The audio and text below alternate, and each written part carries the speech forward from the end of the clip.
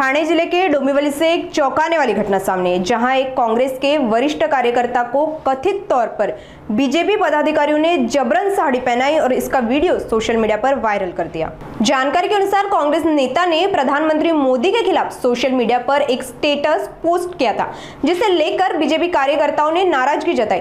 नाराजगी में आकर कथित बीजेपी पदाधिकारियों ने उक्त कांग्रेस नेता को अपमानित करने की नीयत से साड़ी पहनाई और इसकी रिकॉर्डिंग कर वायरल कर दी गई।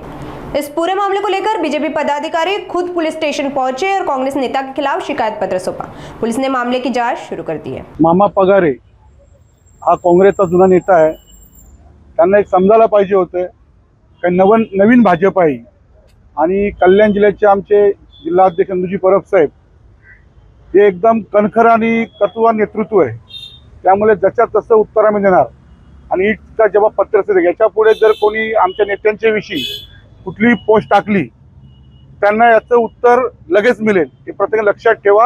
आणि मोदींच्या विषयी बोलताना किंवा कुठलं कृत्य करताना वाईट प्रत्येकाने एक लक्षात ठेवायचं, हा नवीन भारत आहे आणि तरुण भारत आहे आणि त्याच्यातले भाजपचे आम्ही कार्यकर्ते आहोत। धन्यवाद। काल परवा त्यांनी काँग्रेसचे नेते प्रकाश पगारे उर्फ मामा पगारे यांनी त्याच्या फेसबुकला त्याच्या व्हॉट्सअपला मोदीजींचा साडी नेसलेला फोटो आणि त्यावर गाणं ठेवलं होतं, असा फोटो त्यांनी त्याच्या फेसबुक व्हॉट्सअपला ठेवून त्यांनी व्हायरल केला होता।